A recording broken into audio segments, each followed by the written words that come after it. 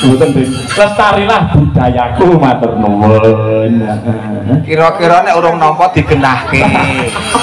Mboten Dik, mboten. Nika ugi wonten pamundhut Pak Gareng saleh kagem Mas Gareng pangapunten. Nyuwun gak aku nek ngono. Assalamualaikum warahmatullahi wabarakatuh. Ora nek kok salah-salah mengko babar ora nek. Boconen wis boconen. Lan joget. Assalamualaikum WRWB. Coba Pak Dalang, kula nyuwun gending gugur gunung kalian cengkir wungu. Ning nyuwun tulung Pak De Gareng niku rupane elek mengke ampun beksa nggih. Oh nggih. Nggih. Niki lho sing matur niki.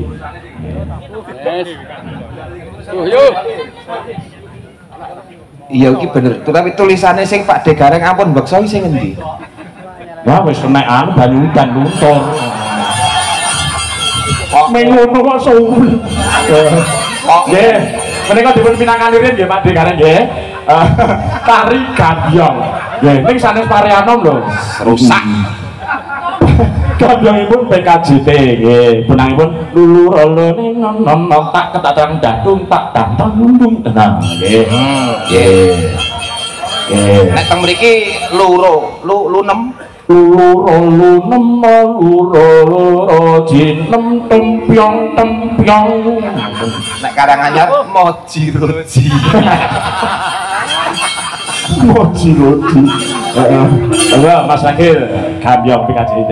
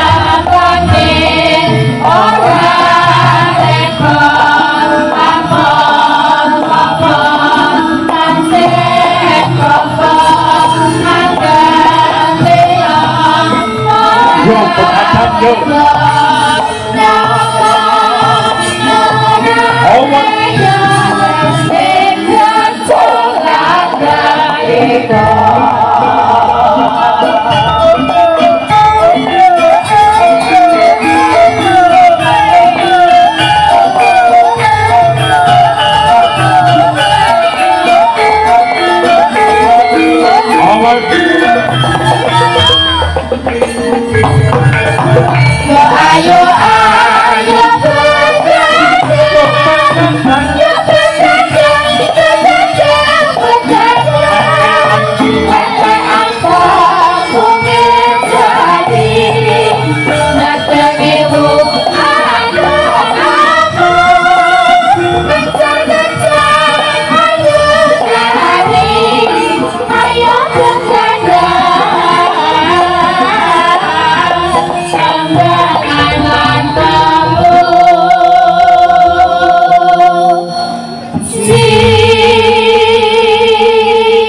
Oke, Mbak Dewi Cak Nam ya.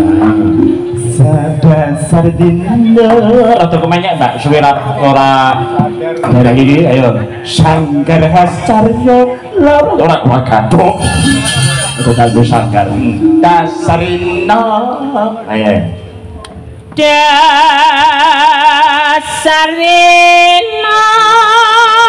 ya namji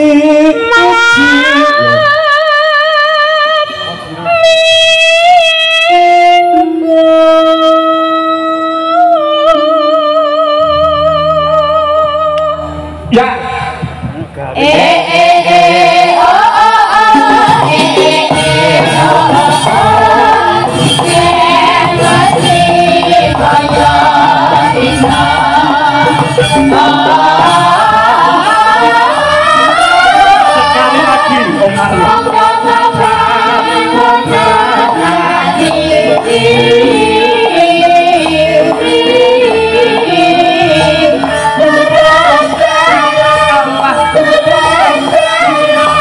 Om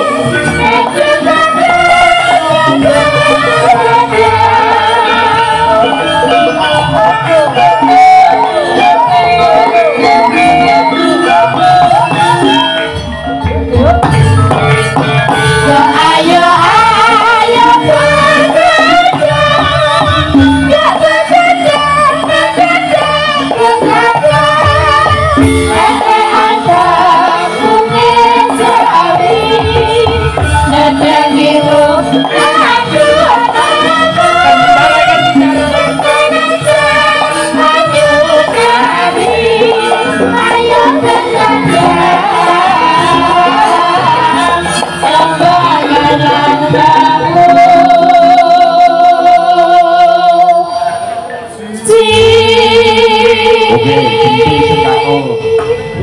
monggo Mas siluman tebal nggih Mas Asma. Wong sing goleki wong sing siluman udah nek aku karo karawani nek karo kowe kan ada CS. Saya sasi sirai saya gede, saya gede. Dasar dino malam sing tenanan nomo hau paling dang ngono sing gagal ono. Dasar dino malam minggu ya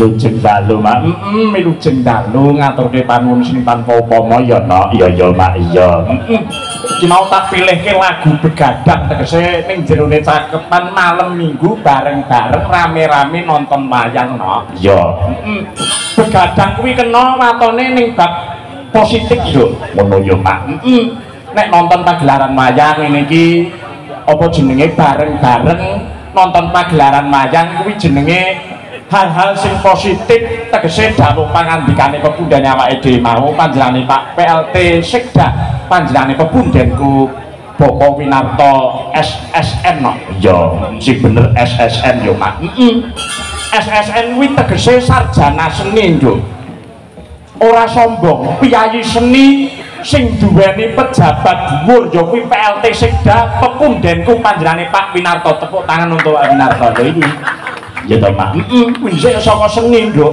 lulusan isi pedalangan saiki to dadi PLT Sekda ya dadi bapak pejabat sing kaya panjenengane Pak Winarto kuwi sing patut diacungi jempol klebu jajaran-jajaran lurah sing kalungguhan iki nindakake wajib ya kuwi nggambuhake rasa no ya glipingane gender yo Mak nggambuhake rasa TKT gumolong sedyane kalungguhan iki urunan Nduk.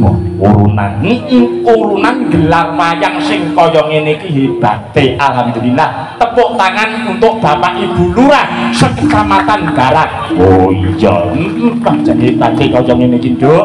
Matur nuwun ugi dumateng panjenengan Bapak Camat ana ing darat kene nok sing wis ngajangi jembar halaman Kecamatan Barat minangka ajang gelare pagelaran seni pedalangan ana ing bengi iki, wayang kulit ing bengi iki. Ngono yo, Mak. Sing dipangarsani dening pepundhenku ya kuwi panjenengane Bapak Budi Jatmiko. Oh iya. Sing minangka dadi ketua Badan Kerjasama Antar Desa sing disingkat BKAD.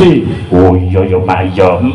Jan tenan Nduk, rasaku trenyuh ora mung piyayi sakmene iki sing tresna karo wayang, banyu dan ya tresna karo wayang Nduk. Iya to Pak. Mau ket sore mau wis udan gejeh engko aku mau wis pucet ning omah Nduk. Sing nonton ana apa ora ngono. Ya, ning nyatane kabeh padha semua, kabeh padha tumplek-blek rawuh ana ing halaman Kecamatan Barat Kabupaten Magetan kene ya nok. Ya ya Mak iya. Iki mengeti ulang tahun Kecamatan Barat utawa hari jadi Kecamatan Barat sing kaping 23 taun nok. Kaping 23. Loro karo kuwi 3 kuwi nek didadekake siji ya kuwi 5. 5 kuwi pedomane Pancasila, dasar-dasare negara ya kuwi Pancasila. Oh ngono ya Mak. Mula komplit lho. Ing nomor 1 ya kuwi ketuhanan yang Maha Esa. Kuwi nyenyuna ning ngarsane Gusti Kang Akarya Jagat, gelar kabudayan sajroning sasi Pasa iki ora apa-apa nok. Oh iya. Iki kan sik urunane lurah-lurah to nok. Ya.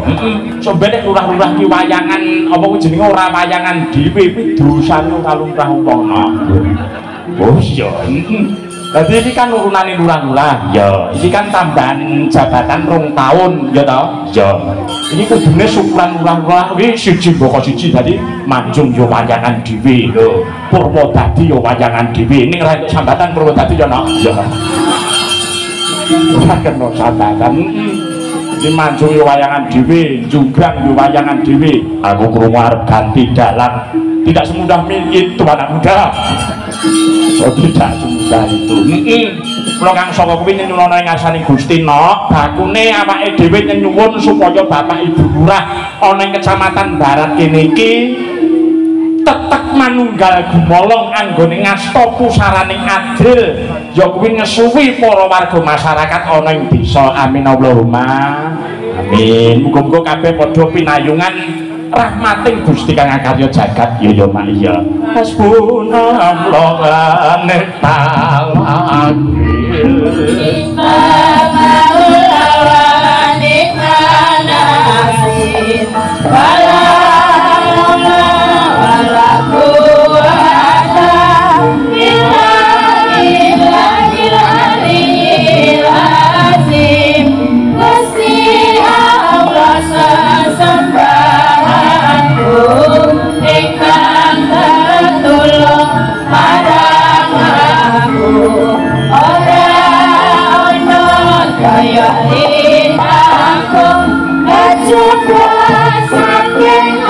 Lek uun ya tunggal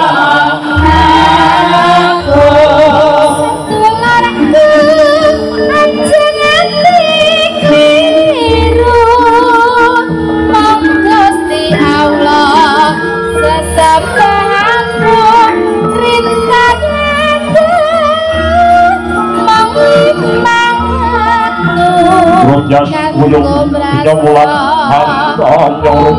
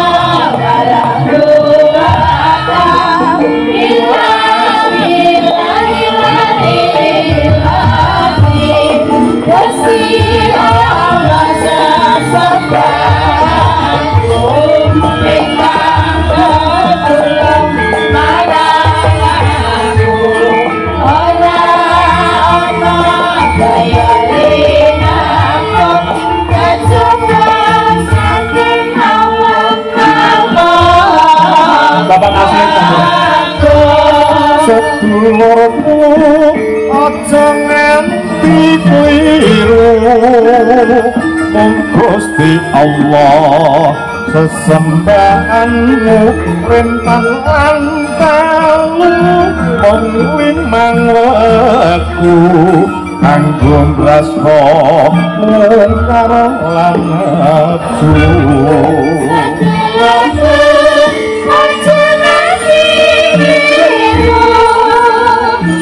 Gusti Allah sesembahanmu tinggalan limang waktu kanggo tresno mung salah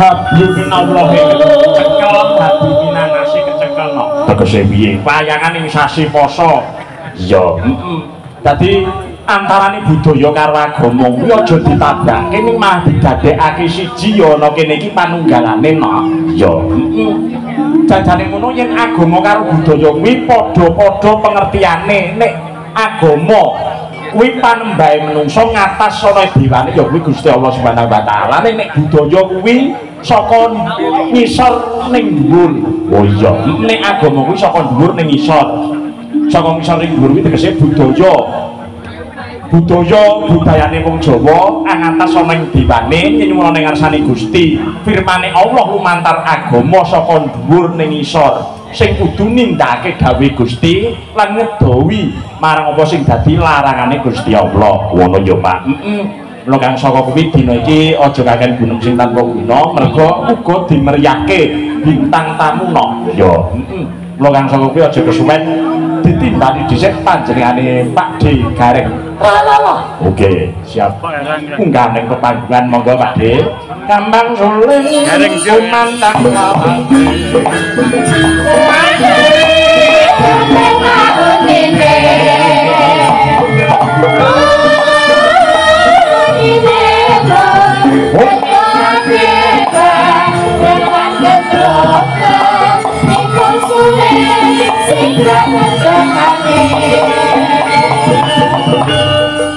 selamat malam.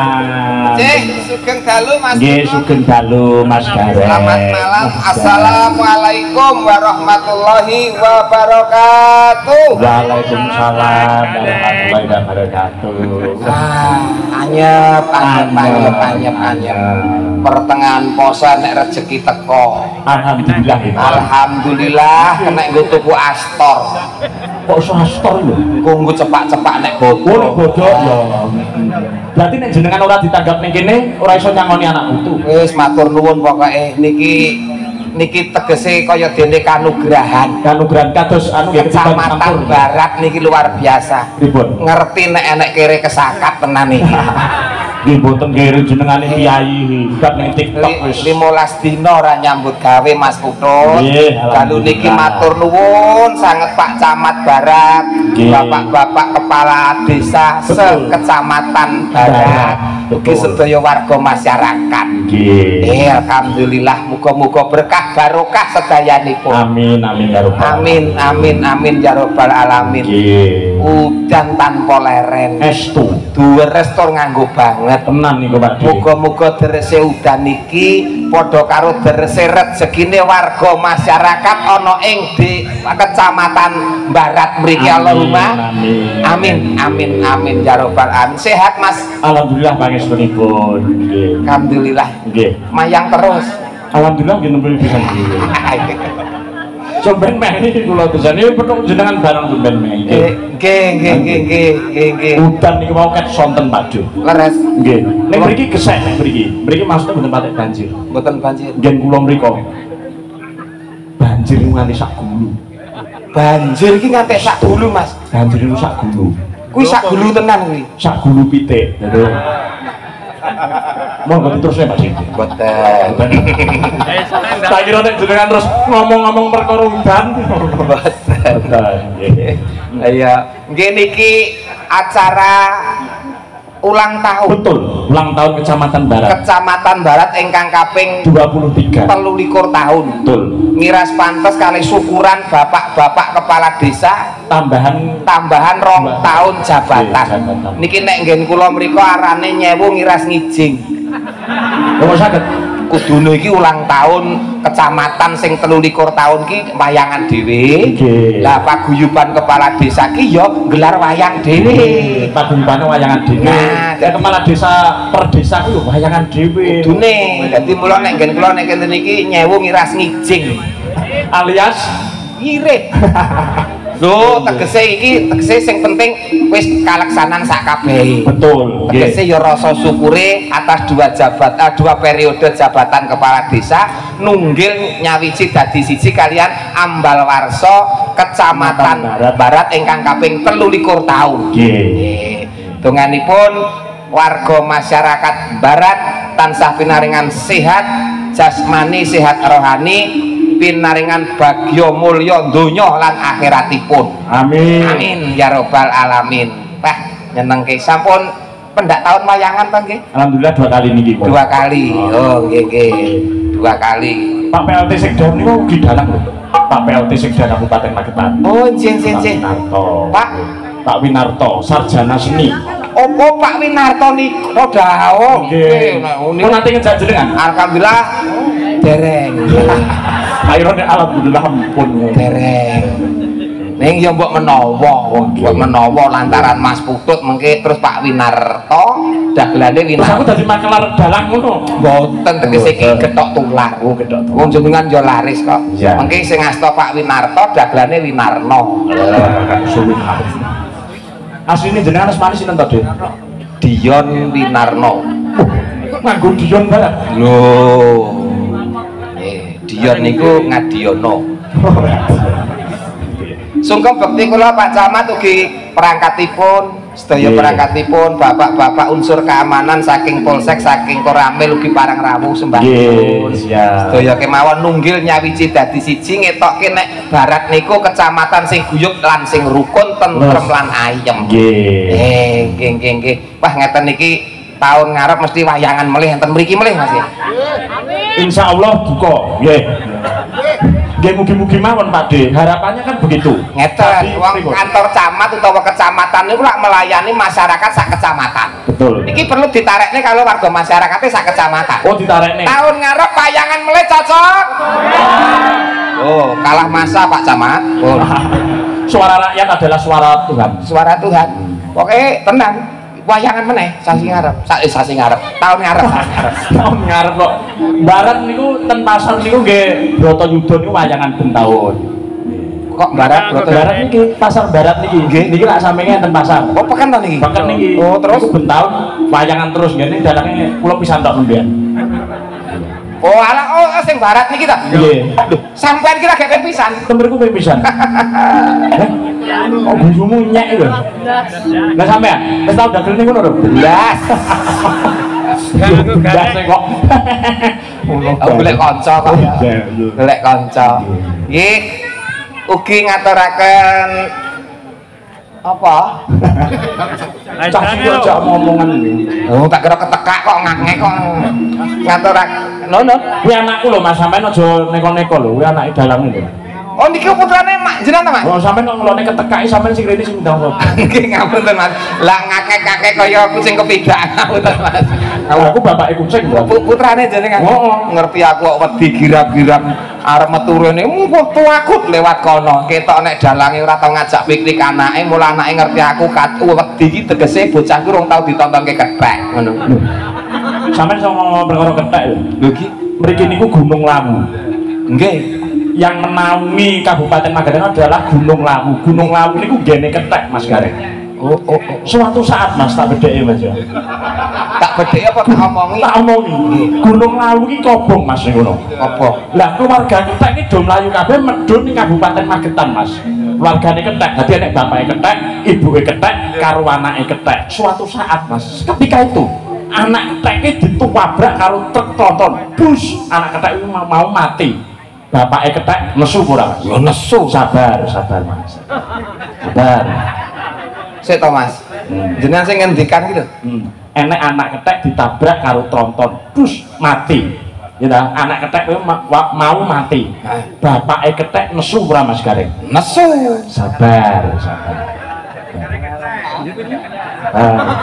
Sesuk gawe neh sabar. Lho aku ki dadi bapake kethek to. Malah jenengan wis hafal kethek to Mas. Lah apa emang? Oh, kethek. Iki umpama nek gedang karo nek iwak teri. Iya. Kira-kira kethek iki milih mangan sing ndi Mas? Ya pilih gedang to Mas. Padha ketheke lho kok ya dadakan. Ya, iki mau cara sak lur kabeh entuk sak lur. Nggih, mboten napa-napa. Monggo Dek, anu apa kuwi monggo Pak Digareng. Nggih Mas kethek. Anu wajalang alah. Dadi melu padha klerune to ngene iki. Senengane kok kethek kok omong-omongan dibayar iki lagi ning barat kene iki. Senengane kok kami sosolen. Tegese ngeten lho Mas. Napa ngomong-ngomong perkara napa? Ngomong-ngomong tegese pripun tegese nggih. Tegese sowan dalu niki. Nggih. Iki ngonceki masalah warga masyarakat utawa kecamatan Barat. Pripun dionceki pripun? Maksud iki didongake lho Mas. Didongakne nyapa kok didongakne mau didongakne kok sore mau.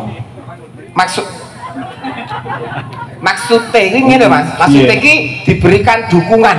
Lah dukungan iki bar pilihan didukung neh nyapa? Astagfirullahaladzim. Iki wis bar pilihan Mas. Kepala daerah itu sudah pilihan nyapa tetep didukung neh. Sabar. Nyapa? Bapak kethek sabar. Poso sabar. Maksudnya iki kita berikan support. Support ki masamu piye kuwi? Nah, kira laradong to. Tegese iki kita berikan semangat. Semangat. Nah, kangge kecamatan ana ing Barat mriki. Nek ngatur semangat piye? Semangat. Ya tegese semangat dengan hari jadi yang ke-23 tahun. Mbah ini bisa dikatakan semakin maju semakin dewasa. Kedewasaan kecamatan Barat untuk kemaslahatannya warga masyarakat sekecamatan Barat.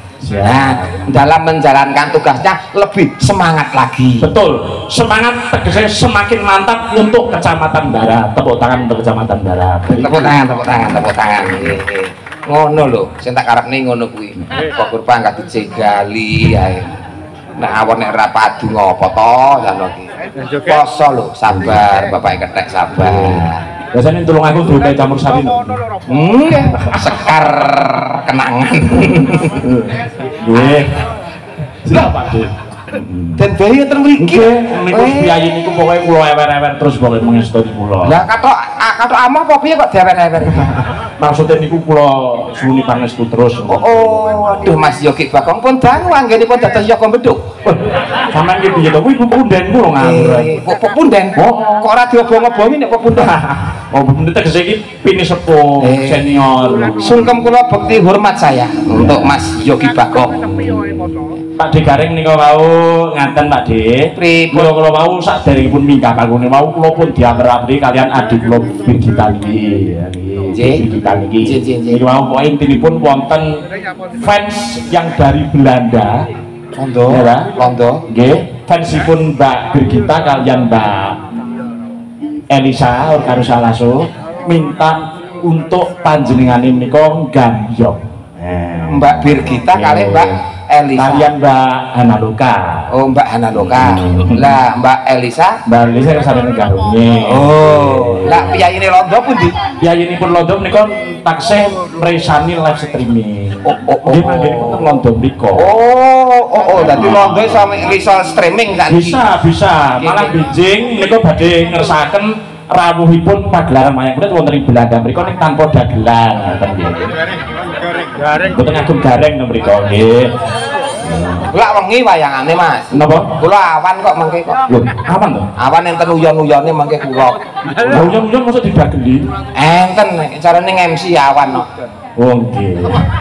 Kok panjang ngeyel to sampean ning kono ki yang gerak awan ki uyon-uyone ning kono mesti udan. Sampeyan ora ngerti ning kono ki mesti hujan salju. Sampeyan urung dagel, wis sampeyan keteren ngene wis dadi es. Oh. Kuwi udane awan. Awan. Berarti esuk Mas aku. Esok yo malah saya nemen meleh Mas temriko. Jadi cuaca di sana itu apa menika kebalikan saking mriki. Mriki biasanya udan niku kan bengi ngeten iki wau. Nggih. Mereka malah esuk. Jadi kalau pagi itu di Belanda itu malah soyo nemen udan, apa jenenge terus salju, angin, komplit mriko. Iklime ngoten nggih. Nggih. Dadi critane kuwi engko ya ora sida esuk ora sida awan, wengi wayangan ya ora sida, Mas. Iso lho. Ben sisan padha sing ramangane. Nggih, nika kala wonten dawuh sugeng dalu Pak Dalang Putra dipun tepangaken kula Bapak Oka Wibowo saking tlatah Amsterdam, Belanda. Oh, londo. Kula badhe nderek nguri-nguri budaya Jawi menika wonten pamundutan beksan Gambyong Parianom. Nyuwun piyambakipun Mbak Birgita, request menika kula aturaken kagem Bapak Sudarsono. Betul gemantep nggih Pak. Bapak Sudarsono kalih barisan Jokowi Loversnya sugeng hamirsani wonten taliasipun. Lho kok dereng kula tampi menika Pak. Mboten nggih. Lestarilah budayaku matur nuwun. Kira-kira nek urung nampa digenahke. Mboten nggih mboten. Nika ugi wonten pamundhut Pak Gareng saleh kagem Mas Gareng pangapunten. Nyuwun Gak aku nek ngono. Assalamualaikum warahmatullahi wabarakatuh. Ora nek kok salah mengko ora nek. Boten wis boten. Lan joget. Assalamualaikum WRWB. Cobi. Pak Dalang, kula nyuwun gending gugur gunung kalian cengkir wungu. Ning nyuwun tulung, Pak De Gareng niku rupane elek mengke ampun beksa nggih. Oh nggih. Nggih. Niki lho sing matur niki. Yuk.